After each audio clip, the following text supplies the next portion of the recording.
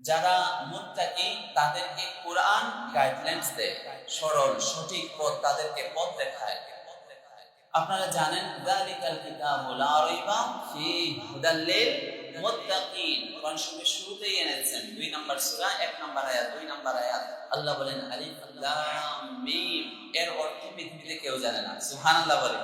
মানে এটা কোরআনের পাসওয়ার্ড। আপনার মোবাইলের, ল্যাপটপের, কম্পিউটারের পাসওয়ার্ড আছে না নাই বলেন? তাহলে এই কোরআনের পাসওয়ার্ড হলো আলিফ লাম মিম। এটা আলিফে আল্লাহ, আর লামটা হলো জিবরাইল আলাইহিস সালাম, আর মিমটা হলো মুহাম্মদ সাল্লাল্লাহু আলাইহি ওয়াসাল্লাম। সুবহানাল্লাহ বলেন। এর অর্থ পৃথিবীতে কেউ জানে না। আল্লাহ হয়তো নবীজিকে এটা জানিয়েছিলেন, নবীজি সাহাবীদেরকে জানান নাই, তাই মুহাদ্দিসিনে কেরাম এর অর্থ জানে নাই, তাই পৃথিবীর কেউ অর্থ জানে না। এরপরে আল্লাহ বলেন, কোরআন শরীফের পাসওয়ার্ড দিয়ে আল্লাহ বলেন যালিকাল কিতাবু লা রাইবা ফীহি হুদাল লিল মুত্তাকিন। এটি এমন একটি কিতাব যে কিতাবের মধ্যে কোনো সংশয় নেই, কোনো সন্দেহ নেই। কিন্তু এই কিতাবটা কাদেরকে পথ দেখাবে? কিতাবটা হলো হুদা, পথ প্রদর্শক, লিল মুত্তাকিন, যারা আল্লাহকে ভয় করে। সুবহানাল্লাহ বলে। তাহলে তাকওয়া যদি অর্জন না করেন, তাহলে কি কোরআন আপনাকে পথ দেখাবে? কোরআন আপনাকে পথ দেখাবে? এজন্য কোরআন যদি আপনাকে গাইডলাইন্স করে, দিক নির্দেশনা দেয়, দিক নির্দেশিকা দেয়, তাহলে আপনাকে প্রথমে তাকওয়া অর্জন করতে হবে, মানে আল্লাহকে ভয় করতে হবে। আল্লাহকে যারা ভয় করে তারা কি অন্যায় করতে পারে? পাম্পে তেল পাওয়া যায় না, কিন্তু ছোট ছোট বাজারে তেল পাওয়া যাচ্ছে বেশি দামে। তাহলে তার মধ্যে কি তাকওয়া আছে? মানে আল্লাহর ভয় না, কেউ দেখছে না, কিন্তু আমি কখনোই যদি কোনো কাজ করি, একজন দেখে, সবাই আওয়াজ করে বলবো তিনি কে?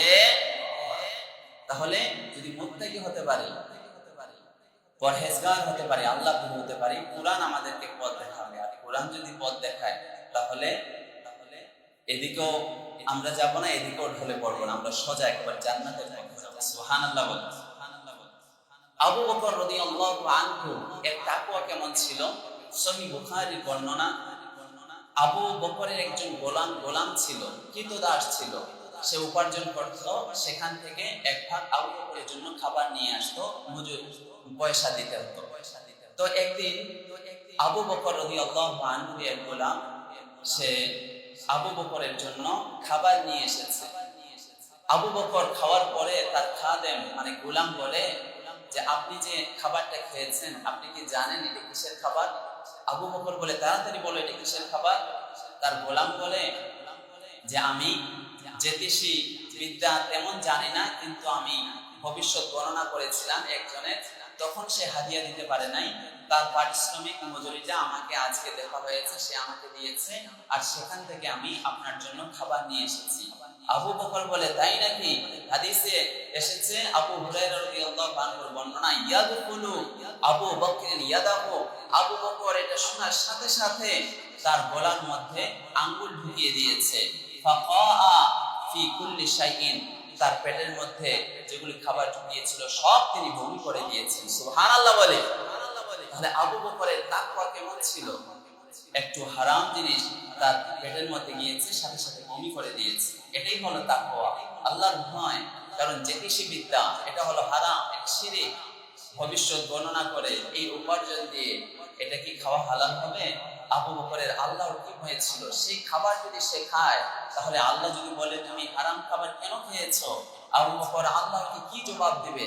আল্লাহর ভয়ে সে সাথে সাথে বমি করে। সে মুত্তাকি, এই তাকওয়া এটার উপরে অটল থেকেছে। সুবহানাল্লাহ বলেন। সম্মানিত উপস্থিতি, আজকের জুমার খুতবার আলোচনার আলোচ্য বিষয় হলো কিভাবে আমরা তাকওয়া অর্জন করব। তাকওয়া মানে আল্লাহর ভয়, আল্লাহ ভীরুতা, কিভাবে আমরা এটা অর্জন করব, এই বিষয়টিকে সামনে রেখে আমরা শুরুতে ভূমিকা শুনবো, সবশেষে উপসংহার শুনবো, মাঝখানে 5টি পয়েন্টে কথা শুনবো। 1 নাম্বার কথা, তাকওয়া অবলম্বন করার জন্য আল্লাহ তাআলা নির্দেশ দিয়েছেন। 2 নাম্বার কথা, তাকওয়া অবলম্বন করলে কোরআন আমাদেরকে পথ দেখায়। 3 নাম্বার কথা, তাকওয়া কাকে বলে, তাকওয়ার উদাহরণ কি। 4 নাম্বার কথা, কিভাবে আমরা গুনাহ থেকে বেঁচে থাকবো। 5 নাম্বার কথা, তাকওয়ার মাধ্যমে দোয়া কবুল হয়, তাকওয়া অর্জন করার মাধ্যমে দোয়া কবুল হয়। এই হলো আজকের খুতবার আলোচনা। বলি মাশাআল্লাহ। ভূমিকা, সম্মানিত উপস্থিতি, আল্লাহ রাব্বুল আলামিন নবীজি সাল্লাল্লাহু আলাইহি ওয়াসাল্লামকে প্রথমে বলেছিলেন, ইয়া আইয়ুহান নাস ইত্তাকু রাব্বাকুম, হে মানুষ সকল, তোমরা তোমাদের রব প্রতিপালক আল্লাহকে ভয় করো। 4 নম্বর সূরা, সূরা নিসার 1 নম্বর আয়াত। প্রথমে আল্লাহ তাআলা মানুষ বলে সম্বোধন করলেন, পৃথিবীর সকল মানুষকে বললেন যে আল্লাহকে ভয় করো। এরপরে আল্লাহ তাআলা স্পেশাল ভাবে যারা মুমিন, মুত্তাকি, মুসলিম, তাদেরকে স্পেশাল ভাবে বললেন যে তোমরা আল্লাহকে ভয় করো। আল্লাহ বলেন 5 পারা 2 নম্বর পৃষ্ঠা 2 নম্বর লাইনে আছে, 3 নম্বর সূরা, সূরা আলে ইমরানের 102 নম্বর আয়াত, 4 পারা 2 নম্বর পৃষ্ঠা 2 নম্বর লাইনে আছে, ইয়া আইয়ুহাল্লাযীনা আমানুত্তাকুল্লাহা হাক্কা তুকাতিহি, হে ঈমানদারেরা, তোমরা আল্লাহকে ভয় করো এমন ভাবে, যেমন ভাবে ভয় করা উচিত। ভয় করার মতো ভয় করো। সকালে ভয় করে আবার বিকালে ভয় করে না, এমনটা না। সব সময় অলওয়েজ আল্লাহকে ভয় করো। ওয়ালা তামুতুন্না ইল্লা ওয়া আনতুম মুসলিমুন, প্রকৃত মুসলিম মুমিন না হয়ে যেন তোমাদের মৃত্যু না আসে। অর্থাৎ যখন আমাদের মৃত্যুর সময় ঘনিয়ে আসবে তখন যেন আমরা প্রকৃত মুমিন হতে পারি, মুসলিম হতে পারি। এজন্য আমাদের কাজ হলো ইত্তাকিল্লাহ, আল্লাহকে ভয় করা। আল্লাহকে ভয় করাই হলো তাকওয়া। আর যার মাঝে তাকওয়া আছে, তাকওয়া অর্জন করেছে, আল্লাহর ভয় আছে, তাকে বলা হয় মুত্তাকি, আল্লাহ ভীরু। তাহলে রমজান মাস, আমরা পুরো মাস বয়ান শুনেছি। রমজান মাসের রোজা, এই রোজা থেকে আল্লাহ তাআলার উদ্দেশ্য কি ছিল আপনাদের মনে আছে? লাআল্লাকুম তাত্তাকুন, যাতে করে তোমরা তাকওয়া অর্জন করতে পারো, আল্লাহ ভীরু হতে পারো। তাই তো আজকে শাওয়াল মাসের প্রথম জুম্মায় তাকওয়া সম্পর্কে আলোচনা। আল্লাহ তাআলা রমজান মাসের রোজা ফরজ করে দিয়েছিলেন তাকওয়া অর্জন করার জন্য। এখন শাওয়াল মাস পড়ে গেছে, যেন আগামী রমজান পর্যন্ত যেন এই তাকওয়ার উপরে আমরা অটল থাকতে পারি, তাকওয়া অর্জন করতে পারি, আল্লাহ ভীরু হতে পারি। কারণ আল্লাহ যদি ভীরু হতে পারি আমরা, তাহলে আমরা গুনাহ আর পাপ থেকে বেঁচে থাকতে পারবো। 1 নাম্বার কথা হলো আল্লাহ তাআলা তাকওয়া অবলম্বন করার জন্য নির্দেশ দিয়েছেন। আপনারা কি ঘুমিয়ে গেছেন? সবাই বলি সুবহানাল্লাহ, সবাই বলি আলহামদুলিল্লাহ, সবাই এক কণ্ঠে উচ্চ আওয়াজে বলি আল্লাহু আকবার। আল্লাহ তাআলা তাকওয়া অবলম্বন করার জন্য নির্দেশ দিয়েছেন। আল্লাহ রাব্বুল আলামিন বলেন, এই আয়াতটা আমাকে অনেক মজা লেগেছে, অনেক সুন্দর আয়াত এটা। 22 পারা 6 নম্বর পৃষ্ঠা 10 নম্বর লাইনে আছে, 33 নম্বর সূরা, সূরা আহজাবের 70 71 নম্বর আয়াত। আল্লাহ কি মায়া করে বলেন, ইয়া আইয়ুহাল্লাযীনা আমানুত্তাকুল্লাহ, হে ঈমানদারেরা। আমরা সবাই ঈমানদার না? আল্লাহকে বিশ্বাস করি কি করি না? ফেরেশতাগণকে, নবী রাসূলগণকে, কিতাবগণকে, তাকদীরকে, পুনরুত্থানকে, আখিরাতকে আমরা বিশ্বাস করি। আমরা হলাম মুমিন। তাই আল্লাহ তাআলা আমাদেরকেই ডেকে বলছেন, হে ঈমানদারেরা, হে মুমিন, যারা তোমরা ঈমান এনেছো, তোমরা আল্লাহকে ভয় করো। আল্লাহকে ভয় করলেই তো সে সাকসেসফুল হয়ে যেতে পারবে, সে সফল কাম হতে পারবে। এরপরে আল্লাহ বললেন, ওয়াকুলু কওলান সাদীদা, সঠিক সত্য কথা বলো। ইউসলিহ লাকুম আমালাকুম, তাহলে আল্লাহ তাআলা তোমাদের কার্যকলাপ, তোমাদের আমলগুলো আল্লাহ শুধরে দিবেন। আমাদের কার্যকলাপের মধ্যে অনেক ভুল ত্রুটি হয় কি হয় না? আল্লাহ তাআলা তাকওয়া অর্জন করলেই, আল্লাহকে ভয় করলেই আমাদের ভুল ত্রুটিগুলো শুধরে দিবেন। সুবহানাল্লাহ বলি।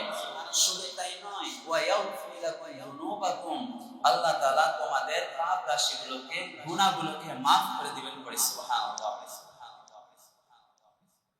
আর যারা আল্লাহ রাসূলকে অনুসরণ করেছে, অনুসরণ করেছে, তারা তো মহা সফলতা অর্জন করেছে। আল্লাহ এটাই বলছেন, মান ইয়াতিল্লাহু ওয়া রাসূলুহু ফাকাদ ফাযা ফাওজান আযীমা, যে আল্লাহ ওয়া রাসূলের অনুগত করেছে তারা তো মহা সফলতা অর্জন করেছে। সুবহানাল্লাহ। তাহলে তাকওয়া যদি অর্জন না করি তাহলে কি আমরা সফলতা অর্জন করতে পারবো?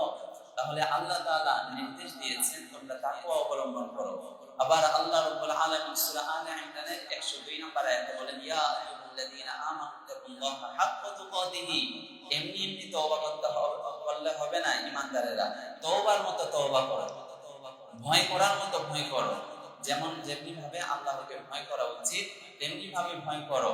ওয়ালা তামুতুন্না ইল্লা ওয়া আনতুম মুসলিমুন, প্রকৃত মুমিন মুসলিম না হয়ে তোমরা মৃত্যুবরণ করো না, অর্থাৎ প্রকৃত মুসলিম না হয়ে যেন তোমাদের মৃত্যুটা না আসে।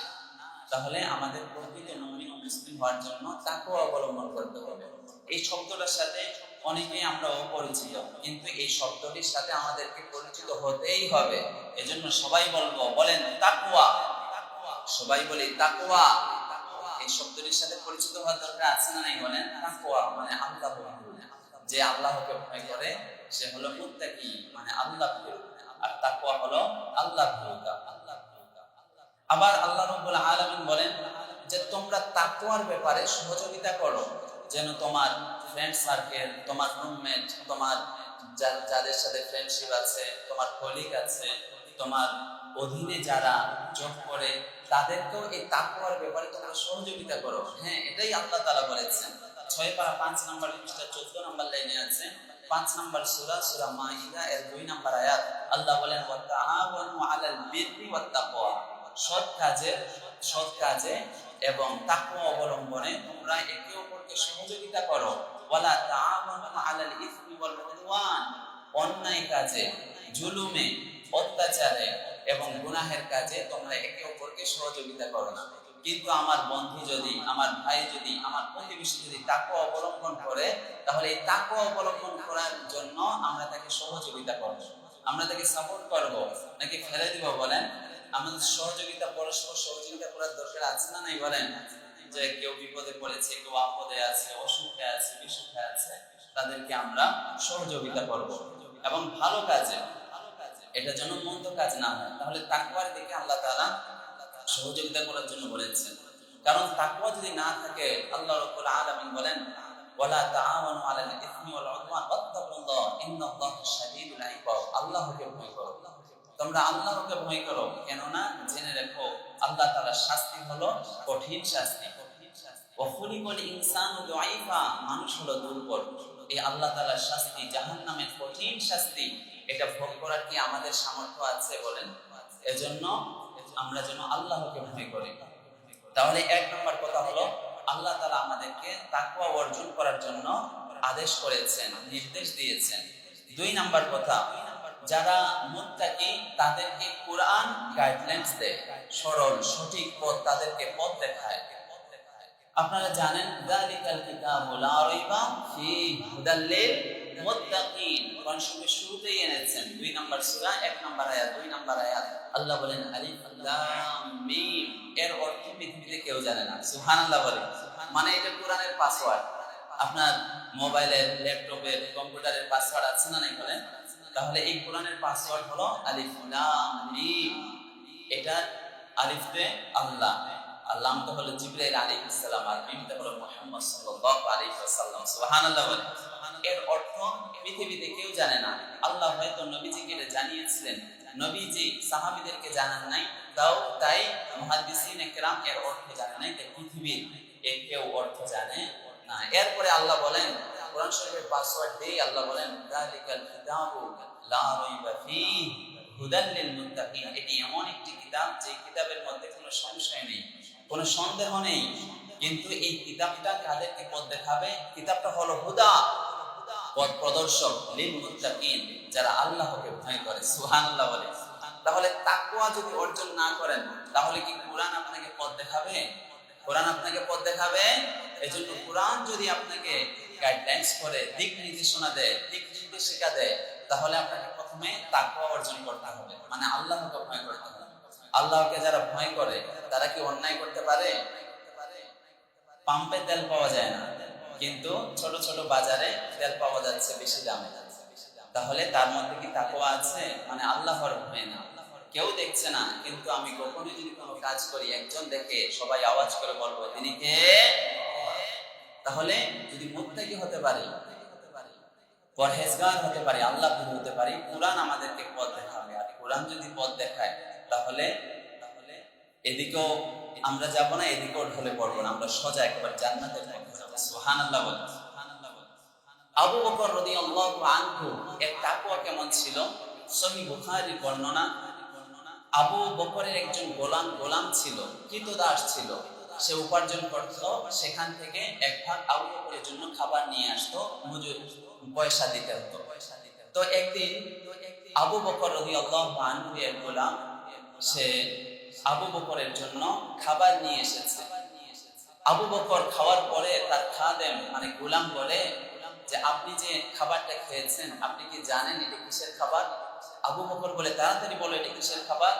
তার গোলাম বলে যে আমি জ্যোতিষী বিদ্যা তেমন জানি না, কিন্তু আমি ভবিষ্যৎ গণনা করেছিলাম একজনের, তখন সে হাদিয়া দিতে পারে নাই, তার পারিশ্রমিক মজুরিটা আমাকে আজকে দেখা হয়েছে, সে আমাকে দিয়েছে, আর সেখান থেকে আমি আপনার জন্য খাবার নিয়ে এসেছি। আবু বকর বলে তাই নাকি?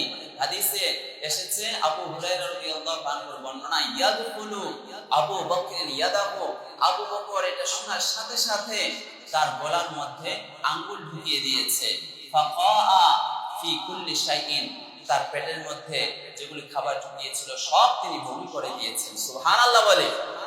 তাহলে আবু বকরের তাকওয়া কেমন ছিল?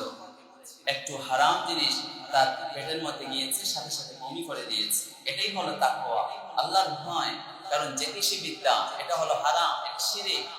ভবিষ্যৎ গণনা করে এই উপার্জন দিয়ে এটা কি খাওয়া হালাল হবে? আবু বকরের আল্লাহর কি ভয় ছিল, সেই খাবার যদি সে খায় তাহলে আল্লাহ যদি বলে তুমি হারাম খাবার কেন খেয়েছো, আবু বকর আল্লাহকে কি জবাব দিবে? আল্লাহর ভয়ে সে সাথে সাথে বমি করে। সে মুত্তাকি, এই তাকওয়া এটার উপরে অটল থেকেছে। সুবহানাল্লাহ বলেন, সবাই বলি সুবহানাল্লাহ। এই তাকওয়া অর্জন করার দরকার আছে না নাই বলেন? আছে না নাই বলেন? তাকওয়া, সবাই বলেন তাকওয়া। এই তাকওয়া এই শব্দটার সাথে আমরা পরিচিত হব। তাহলে আপনি বাইক চালাচ্ছেন, সাইকেল চালাচ্ছেন, দোকানে বসে আছেন, তাহলে এই শব্দটা আপনার কানে কানে বাজবে। বলেন তো তাকওয়া, এটা আপনাকে অর্জন করতেই হবে। আব্দুল্লাহ ইবনে ওমর রাদিয়াল্লাহু আনহু খলিফা, দ্বিতীয় খলিফা, নাম কি? ওমর রাদিয়াল্লাহু আনহু। তার ছেলে হলো আব্দুল্লাহ বিন ওমর, তিনিও নবী সাল্লাল্লাহু আলাইহি সাল্লামকে দেখেছিলেন, তিনিও সাহাবী। আব্দুল্লাহ ইবনে ওমর রাদিয়াল্লাহু আনহুমা তিনি তার সাথী সঙ্গীকে নিয়ে সফরে যাচ্ছিলেন। এক মরু প্রান্তরে এক রাখাল সে ছাগল চড়াচ্ছিল। আব্দুল্লাহ ইবনে ওমর বললেন যে তুমি আমাদেরকে ছাগলের দুধ পান করাও। সে বলল যে না, ছাগলগুলো তো আমার না, ছাগলগুলো হলো আমার মালিকের। তখন আব্দুল্লাহ ইবনে ওমর তাকে পরীক্ষা করার জন্য বললেন যে তোমাকে দুধ পান করাতে হবে না, তুমি আমাদের কাছে একটা ছাগল বিক্রি করে দাও, তার বিনিময়ে আমরা তোমাকে পয়সা দেব, আর আমরা দুধ পান করবো এবং আমরা রান্না করে গোশত খাওয়া, আমাদের খাবারের ব্যবস্থা হয়ে যাবে। সেই রাখাল ছেলে বলল আমি যদি তোমাকে এটা দিয়ে দেই, বিক্রি করে দেই, এই জিনিসটা তো আমার নয়, এই জিনিসটা হলো আমার মালিকের। আব্দুল্লাহ ইবনে ওমর তাকে পরীক্ষা করার জন্য এভাবে শিখিয়ে দিলেন যে তুমি তোমার মালিককে বলবে বাঘ খেয়ে ফেলেছে, এভাবে বলবে, তাহলে তো তোমার মালিক জানতে পারবে না যে তুমি আমাকে আমার কাছে এটা বিক্রি করেছো। রাখাল ছেলে বলে ফা আইনাল্লাহ, মুসান্নিফে ইবনে আবি শাইবার বর্ণনা। রাখাল ছেলে বলে ফা আইনাল্লাহ, তাহলে আল্লাহ কোথায়? আমি যদি আপনার কাছে এইভাবে বিক্রি করে দেই তাহলে আল্লাহ কোথায়? অবশ্যই আল্লাহ আছে, আমার মালিক না দেখলো আমার একজন প্রতিপালক দেখে আওয়াজ করে বলবো তিনি কে? রাখাল ছেলের কি তাকওয়া, আল্লাহর ভয়। তাহলে এভাবে মালিক না থাকলে চুরি করে বিক্রি করা যাবে? গুদামজাত করে বেশি দামে মানুষকে কষ্ট দিয়ে বেচা বিক্রি করা যাবে? রাখাল ছেলের কি তাকওয়া ছিল। আবার ওমর রাদিয়াল্লাহু আনহু তার জামানায় তিনি যখন অর্ধ বিশ্বের প্রেসিডেন্ট ছিলেন, তার একটা অভ্যাস ছিল, সে রাতের আধারে অন্ধকারে নিঝুম নিস্তব্ধ চারিদিকে এই আধারে তিনি বের হতেন, তার জনগণের খবরাখবর নিতেন কে কিভাবে আছে। এক বাড়ির পাশ দিয়ে তিনি যাচ্ছিলেন, গভীর রাত, মা তার মেয়েকে বলছে মা কিছুক্ষণ পরেই কিন্তু ফজর হয়ে যাবে, বাজারে দুধ বিক্রি করার জন্য নিয়ে যেতে হবে, তুমি দুধের মধ্যে পানি মিশিয়ে দাও সকাল হওয়ার আগেই, যেন কেউ না দেখে। মেয়েটা বলল মা আমি যদি দুধ মিশিয়ে দেই তাহলে প্রেসিডেন্ট ওমর সে কিন্তু আমাদেরকে শাস্তি দিবে। মা বলল তুমি যদি এখন রাতের বেলা দুধের মধ্যে পানি মিশিয়ে দাও তাহলে প্রেসিডেন্ট ওমর তো দেখতে পাবে না, তুমি মিশিয়ে ফেলো, সকাল হওয়ার আগে আগে মিশিয়ে ফেলো। মেয়ে বলে মা ফা ইন্নাল্লাহা লা ইয়ারানা ওমর, ওমর দেখছে না, কিন্তু ফা ইন্না রাব্বা ওমর ইয়ারানা, ওমরের রব প্রতিপালক আল্লাহ দেখছেন। সুবহানাল্লাহ বলে। সিফাতুল মুসাফফা কিতাবের মধ্যে এটা লিখেছেন ইমাম জাওজি রাহমাতুল্লাহি আলাইহি। মেয়ের কি তাকওয়া ছিল, মা তাকে বলছে দুধ মিশিয়ে দাও, কেউ দেখবে না, কিন্তু মেয়ে বলেছে যে কেউ না দেখলো একজন দেখে সবাই আওয়াজ করে বলবো তিনি কে, কেউ দেখে না কিন্তু আল্লাহ দেখে। এজন্য গোপনে কোনো গুনাহ করলে ঘরের মধ্যে দরজা জানালা লক করে দিয়ে আপনি গুনাহের কাজ করছেন, কেউ দেখছে না কিন্তু একজন দেখছেন, আওয়াজ করে বলবো তিনি কে। যারা আল্লাহকে ভয় করে, বিপদে আপদে, ক্রাইসিস মোমেন্ট, সংকটে আছেন, অভাবে আছেন, আল্লাহ তাআলা আপনার জন্য রাস্তা বের করে দিবে। এটাই কিন্তু বাস্তব কথা। আপনি বিপদে পড়েছেন, আজ ধরেন যে অপমান হবেন, অপমানিত হবেন, কিন্তু আল্লাহকে ভয় করেছেন, আল্লাহর উপরে ভরসা করেছেন, আপনাকে অপমানিত হওয়া থেকে আল্লাহ তাআলা এমন রাস্তা বের করে দিবেন যে আপনাকে অপমানিত করতে চেয়েছিল সেই লজ্জিত হয়ে যাবে। সুবহানাল্লাহ বলে। এটা আল্লাহর ওয়াদা। বিশ্বাস না হলে একটা আয়াত আপনাদের সামনে তুলে ধরি। আল্লাহ রাব্বুল আলামিন বলেন 28 পারা 17 নম্বর পৃষ্ঠা 10 নম্বর লাইনে আছে 65 নম্বর সূরা তালাক এর 2-3 নম্বর আয়াত। আল্লাহ বলেন ওয়া মাইয়াত্তাকিল্লাহা ইয়াজআল লাহু মাখরাজা, যে আল্লাহকে ভয় করে, আল্লাহ ভীরু, তার সংকটে বিপদে এমন রাস্তা আল্লাহ বের করে দিবেন, ওয়ায়ারযুকুহু মিন হাইসু লা ইয়াহতাসিব, এমন রিজিকের ব্যবস্থা করে দিবেন সে কল্পনাই করতে পারবে না। জোরে বলি আল্লাহু আকবার। তাহলে ভয় করব কাকে? সবাই বললো না কাকে? ওয়ায়ারযুকুহু মিন হাইসু লা ইয়াহতাসিব, এমন আল্লাহ তাআলা নিয়ামত দান করবেন, রিজিক দান করবেন যেটা আপনি কল্পনাই করতে পারবেন না।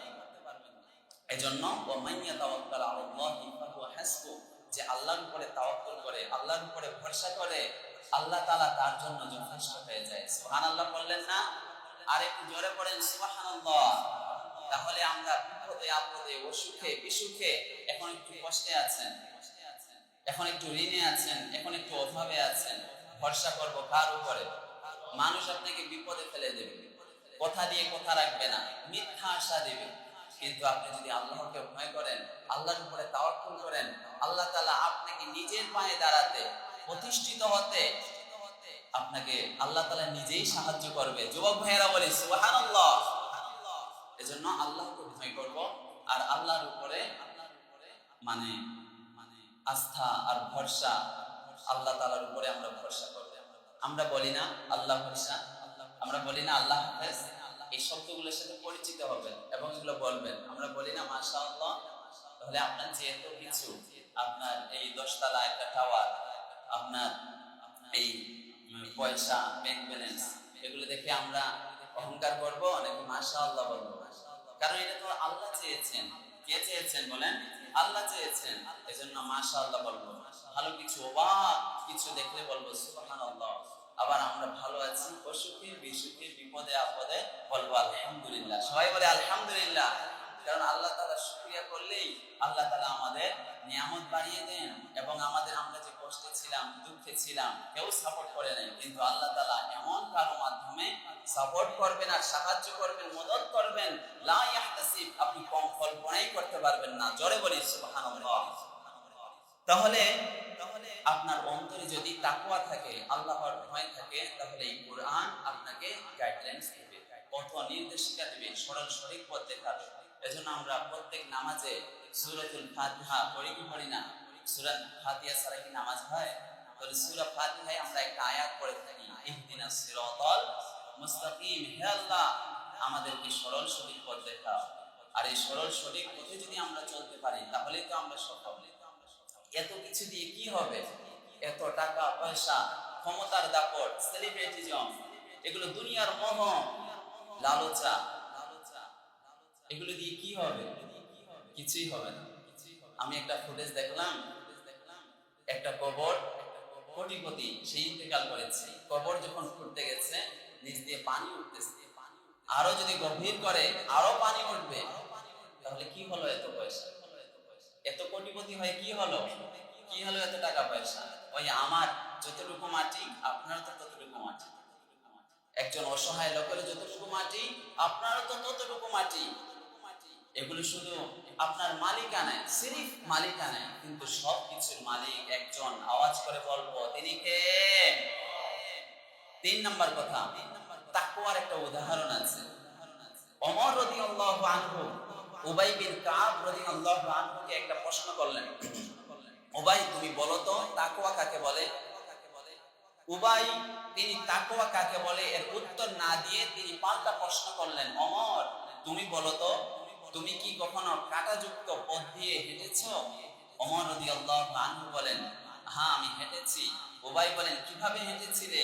ওমর বলে, সাম্মারতু ওয়াজদাহাতু, আমি আমার কাপড় চোপড় গুটিয়ে নিয়েছিলাম এবং খুব সতর্কতার সাথে চলেছিলাম। উবাই বিন কাব বলেন, ফাযালিকাত তাকওয়া, এটাই তো হলো তাকওয়া। বলি সুবহানাল্লাহ। কাঁটাযুক্ত পথে আপনি যেভাবে হাঁটেন কাপড় গুটিয়ে, নিজেকে খুব সংকোচ বোধ করেন যে আমার শরীরে যদি আবার বিঁধে যায়। এজন্য যারা মুত্তাকি আল্লাহ ভীরু তারা গুনাহের কাজ দেখলে তারা নিজেকে গুটিয়ে নেয়, গুনাহ থেকে, পাপ থেকে, অন্যায় থেকে নিজেকে গুটিয়ে নেয়। আর যে নিজেকে গুটিয়ে নিতে পারে, সতর্কতার সাথে চলে, সরল সঠিক পথ অবলম্বন করে, তাকেই বলা হয় আল মুত্তাকি, মানে আল্লাহ ভীরু, তাকেই বলা হয় মুত্তাকি। আপনি তাকওয়া অর্জন না করলে মুত্তাকি হতে পারবেন না। আল্লাহ ভীরুতা এটা আবশ্যক, এটা শিখতেই হবে আমাদের। তাহলে তাকওয়ার উদাহরণ হলো গুনাহ থেকে, পাপ থেকে, যখন আমাদের সামনে গুনাহ আসবে, পাপ আসবে, কাঁটাযুক্ত পথে হাঁটলে যেমনি ভাবে নিজেকে গুটিয়ে নিতে হয়, গুনাহ আর পাপ থেকে তেমনি নিজেকে গুটিয়ে নিব। আল্লাহ তাআলা তৌফিক দান করুন, করি আমিন। 4 নাম্বার কথা, কিভাবে আল্লাহকে ভয় করব। আমাদের সামনে অনেক অফার আসবে, অনেক অফার আসে না? যারা উচ্চ পদে আছে, অনেক offer, lakh lakh, crore crore, billion million তাদের কাছে অফার আসে। কিন্তু এই অফারগুলোকে যদি রিজেক্ট করে দিতে পারে, আল্লাহকে ভয় করতে পারবে পারে, তাহলেই তো সফলতা অর্জন করতে পারে। আর যদি এই হারাম অফারগুলো সে যদি রিসিভ করে, তাহলে সে কিন্তু সাকসেসফুল হতে পারবে না। তার অসুখ বিসুখ, বালা মুসিবত এবং তার বিপদ আপদ লেগেই থাকবে। তাহলে পয়সা উপার্জন করলেই যে সে সুখী থাকে, ব্যাপারটা এমন নয়। আসল কথা এটা নয়। আসল কথা হলো যার মাঝে তাকওয়া আছে, আল্লাহ ভীরুতা আছে, সরল সঠিক পথ অবলম্বন করে, সে হলো প্রকৃত সুখী। ঠিক কি না বলেন? তাহলে পয়সা থাকলেই সে সুখী নয়। সুখ এক জিনিস আর শান্তি আর এক জিনিস। একজন অনেক পয়সা আছে, বিলাসবহুল তার ব্যবস্থাপনা, কিন্তু তার শান্তি নেই। কি নাই? শান্তি নেই। শান্তি কি কিনতে পাওয়া যায় বলেন? এজন্য আল্লাহর রাস্তায় চলে যাবেন আর মানুষকে দাওয়াত দিবেন, নামাজের জন্য দাওয়াত দিবেন, আল্লাহর পথে হাঁটবেন, গাসত করবেন। তাহলে আল্লাহ তাআলা আপনাকে ভালো রাখবে, আপনাকে সুস্থ রাখবে। সুবহানাল্লাহ বলুন। তাহলে কিভাবে আমরা আল্লাহকে ভয় করব? গুনাহ এগুলো আমাদের সামনে, পাপের কাজ, গুনাহের কাজ আমাদেরকে উদ্বুদ্ধ করে। বন্ধুরাই সমবয়সী জীবনটা বরবাদ করে দেবে। এজন্য তুমি কার সাথে মিশো, কার সাথে আড্ডা দাও, কার সাথে পড়ালেখা করো, তোমার রুমমেটকে, তোমার ক্লাসমেটকে কার সাথে তুমি স্টাডি শেয়ার করো, এগুলো তোমাকেই কিন্তু কনফার্ম করতে হবে। কারণ সৎসঙ্গ সর্ববাস, অসৎসঙ্গ সর্বনাশ। এজন্য আমরা গুনাহ থেকে কিভাবে বেঁচে থাকবো? যখন গুনাহটা আমার সামনে আসবে তখন বলবো আখাফুল্লাহ, আমি আল্লাহকে ভয় করি, এই কথা বলবো।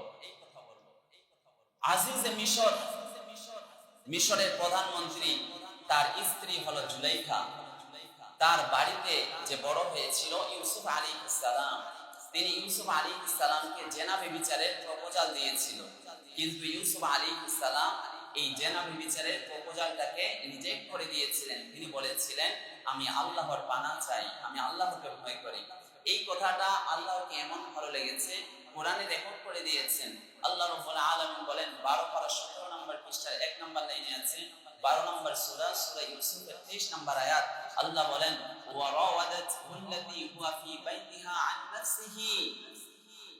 আজিজে মিশর প্রধানমন্ত্রীর স্ত্রীর ঘরে যে যুবক থাকতো, পৃথিবীর অর্ধেক সুন্দর, ইউসুফ আলাইহিস সালাম, তাকে সে ফুসলালো, তাকে সে উদ্বুদ্ধ করলো জেনা ব্যভিচারের দিকে। শুধু তাই নয়, ওয়াগাল্লাকাতিল আবওয়াব, যত দরজা ছিল, 7টা দরজা ছিল, সবগুলোই বন্ধ করে দিল এবং বলল, হাই তালাক, কামিও, তুমি চলে আসো।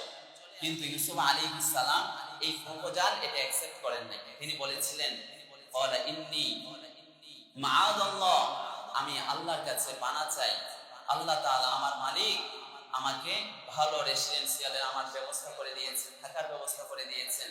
আমি যদি জেনা ব্যভিচারের মধ্যে লিপ্ত হয়ে যাই, ইন্নাহু লা ইফলিহুল যালিমুন, যারা অন্যায় কাজ করে, জেনা ব্যভিচার করে, তারা কখনো সফলতা অর্জন করতে পারে না। না, প্রধানমন্ত্রীর স্ত্রীর এই প্রপোজালটা এমন ভাবে রিজেক্ট করেছেন, তিনি এমন দৌড় দিয়েছেন, 7টা দরজা আল্লাহ তাআলা তার জন্য খুলে দিয়েছেন। বলি সুবহানাল্লাহ। এটাই হলো আল্লাহর ভয়। যদি জেনা ব্যভিচারের অফার আসে, সুদ ঘুষের অফার আসে, তাহলে এগুলোকে কি আমরা অ্যাকসেপ্ট করব নাকি রিজেক্ট করে দেব? রিজেক্ট করে দেব। তাহলে গুনাহ থেকে আমরা বাঁচতে পারবো। কেউ যদি গুনাহ থেকে বাঁচে, পাপ থেকে বাঁচে, আল্লাহ তাআলা তাকে আরশের নিচে ছায়া দিবেন। বলি সুবহানাল্লাহ। কোন মেয়ে যদি, উচ্চ বংশীয় কোন মেয়ে যদি কোন ছেলেকে জেনা ব্যভিচারের প্রপোজাল দেয়, আর এই ছেলেটা যদি বলে ইন্নী আখাফুল্লাহ, আমি আল্লাহকে ভয় করি, এই কথা বলে রিজেক্ট করে দেয়, আল্লাহ তাআলা তাকে আরশের নিচে কিয়ামতের দিন ছায়া দেবেন। পড়ি সুবহানাল্লাহ। যুবক ভাইয়েরা জোরে বলি সুবহানাল্লাহ।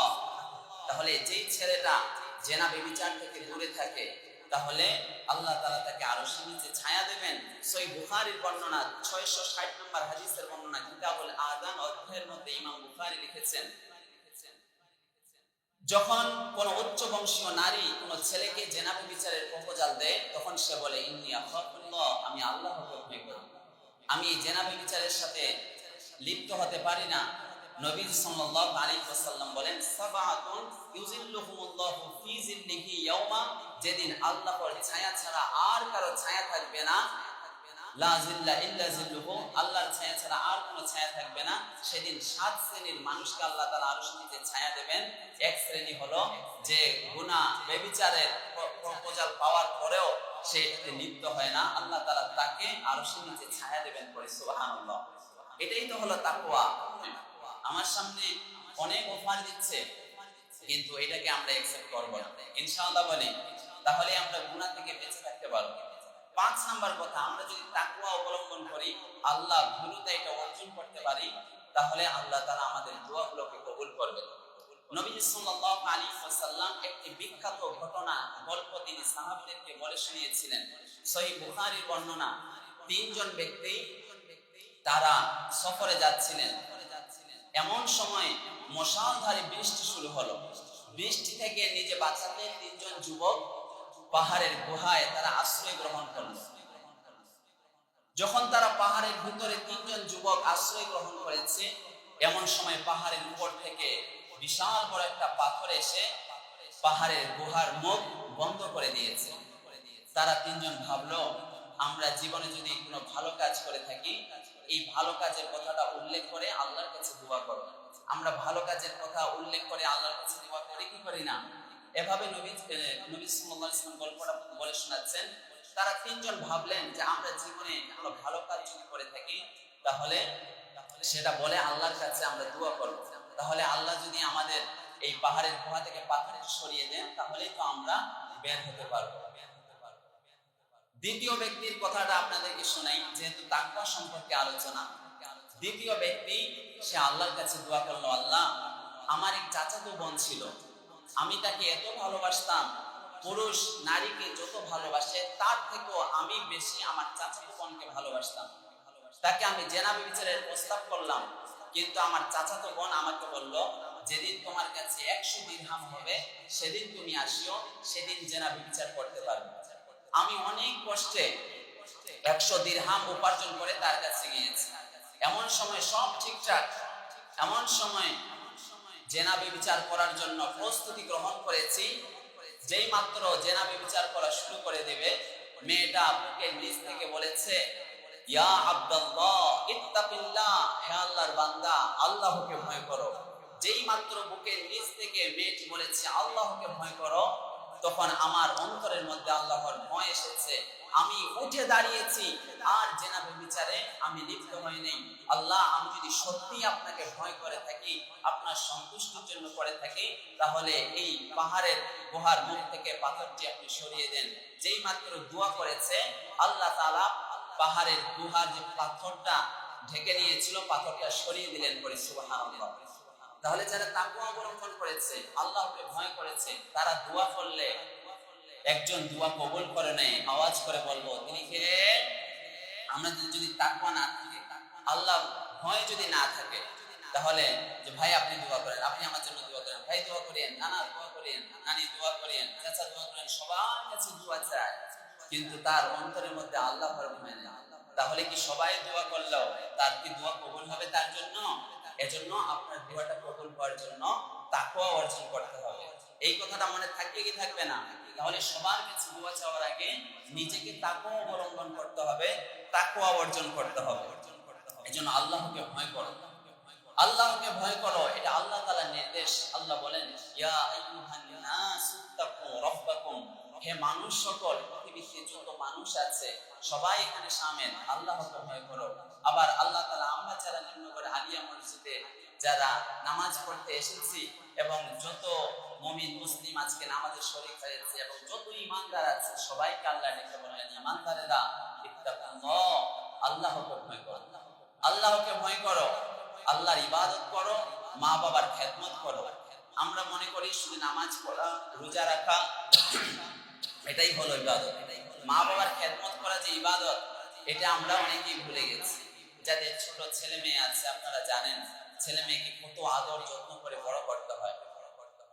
বাংলাদেশে এক জায়গায় একটা বাস সাগরের মধ্যে ডুবে গেছে না, সেখানে মা সে আর উপরে উঠতে পারেনি, কিন্তু ছেলেটাকে উপরে করে দিয়েছে, যাতে করে ছেলেটাকে যারা সাহায্য করছে তুলছে তারা যেন ছেলেটাকে দেখতে পায়, তাকে উদ্ধার করতে পারে। মা ডুবে গেল, কিন্তু ছেলেটাকে উপরে করে রাখলো। আল্লাহু আকবার বলি, আর একটু জোরে বলি আল্লাহু আকবার। তাহলে শুধুমাত্র নামাজ পড়া, রোজা রাখা এটাই ইবাদত?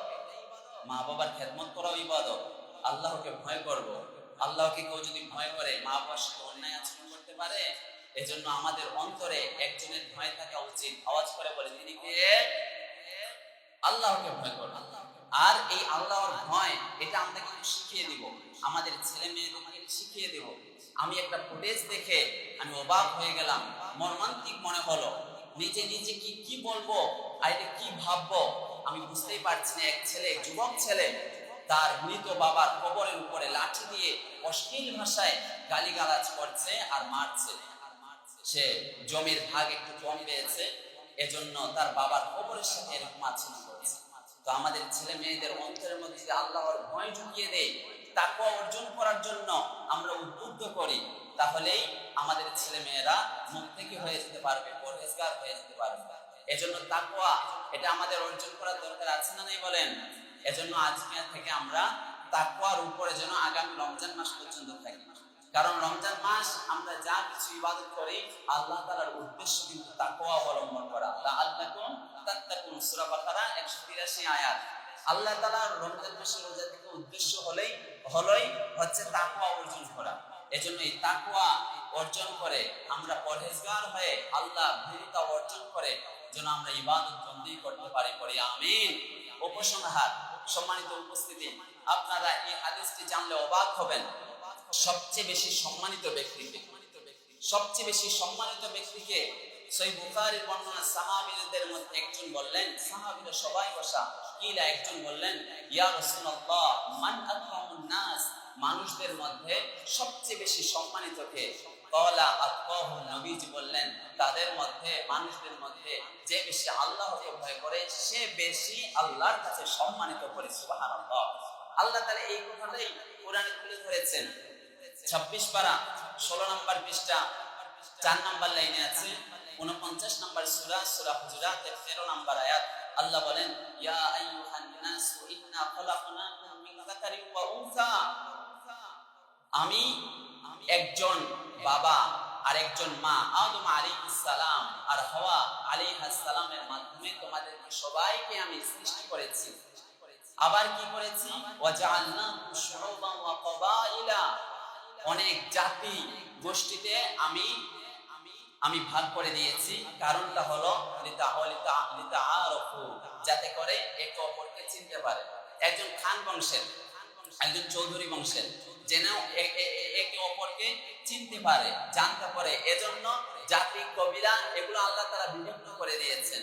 কিন্তু চৌধুরী বংশের সম্মানিত নয়, খান বংশের সম্মানিত নয়, সৈয়দ বংশের সম্মানিত নয়। আল্লাহ কি বলছেন? ইন্না আকরামাকুম ইনদাল্লাহি আতকাকুম।